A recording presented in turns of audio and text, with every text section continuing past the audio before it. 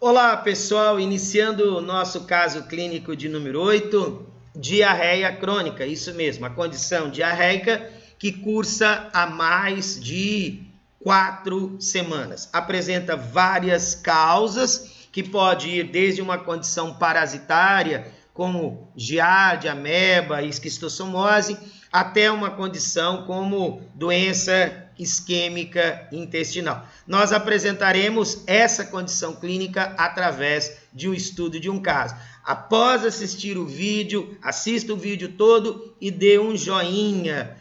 Um joinha é importante, divulgue o nosso canal, Vision Pharma, um canal voltado aí para fisiologia, fisiopatologia, farmacologia, farmacoterapia. Divulgue entre os seus colegas, colegas de trabalho, colegas de graduação, outros colegas da área de saúde, seus familiares, enfim, para todos que gostem de um conhecimento mais enriquecido.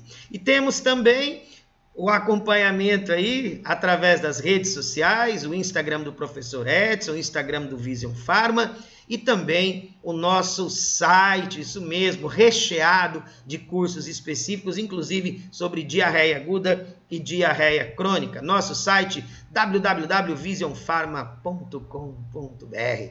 Muito bem, esse sou eu, Edson Luiz Oliveira, seu colega farmacêutico. Irei abordar a temática diarreia. Nós já apresentamos num vídeo anterior a diarreia aguda e agora nós iremos falar sobre a condição de diarreia crônica através do estudo de um caso clínico de um paciente com 22 anos de vida e que apresenta as seguintes características. Homem, 22 anos de idade, apresenta-se para avaliação de dor abdominal. Ele afirma que há cerca de um mês teve piora progressiva de dores em cólica, teve diarreia aquosa e notou sangue misturado com as fezes, essa informação é muito importante, perdeu cerca de 2,3 kg, tentou medicamentos antidiarreicos que não necessitam de prescrição e não teve êxito. Não faz uso de medicamentos, vários medicamentos podem provocar diarreia, dentre os quais alguns antibióticos, agentes antihipertensivos, antiarrítmicos, agentes antineoplásicos, cafeína, etanol e até mesmo o uso abusivo de laxantes.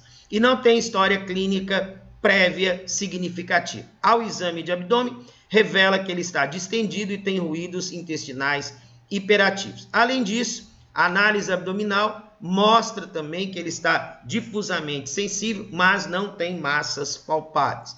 Apresenta dor ao exame de toque retal realizado pelo clínico e apresenta fezes aquosas M positivas. O hemograma mostra anemia ferropriva e o VHS acentuadamente elevado. A sigmoidoscopia, exame padrão ouro, revela alterações compatíveis com colite ulcerativa. O paciente iniciou tratamento de curso curto com corticosteroide e seguirá tratando com sulfasalazina. Então são duas perguntas básicas. A primeira é: qual é o mecanismo de ação da sulfasalazina? E a sulfasalazina não pode ser empregada por pessoas alérgicas a qual classe de antimicrobianos? Bem básica, mas faz parte aí da leitura da condição de diarreia crônica. Algumas considerações importantes que merecem ser analisadas, merecem ser lembradas, começando aqui exatamente com a substância em questão. Então, a sulfasalazina é empregada para obter e manter a remissão em pessoas com doença inflamatória intestinal. Ela é composta por 2 elementos, tem essa ligação que a gente chama de a ligação do tipo asa, temos a sulfapiridina e a parte ou a porção da molécula, o componente da molécula, que é o componente ativo, que é o ácido 5-aminosalicílico. Então, a mesalazina, também conhecida como ácido 5-aminosalicílico, é o medicamento utilizado para o tratamento de doença inflamatória intestinal, incluindo a colite ulcerativa e a doença de Crohn. Então, se nós analisarmos mais uma vez a imagem da molécula de sulfasalazina, nós vamos perceber que a porção ativa da molécula é exatamente o 5-asa. Lembrando que a clivagem da ligação nitrogênio-nitrogênio dar-se-á ou ocorre no íleo terminal e no colo por atividade bacteriana. bacteriana. Portanto, temos aí um profármaco, uma substância que precisa ser ativada por intermédio da ação dos organismos ou os micro-organismos do microbioma intestinal. Muito importante essa informação.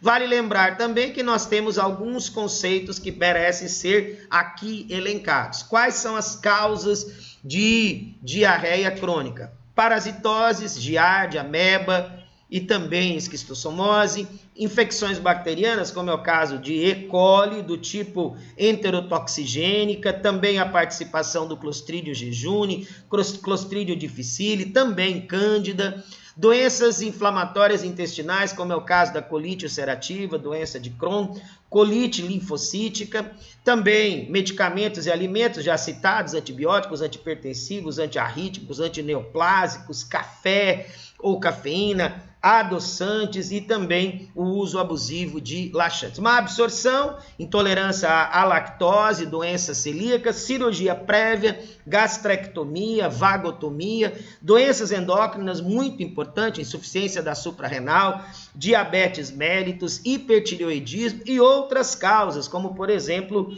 doença isquêmica intestinal. E algumas definições importantes. O que seria colite ulcerativa?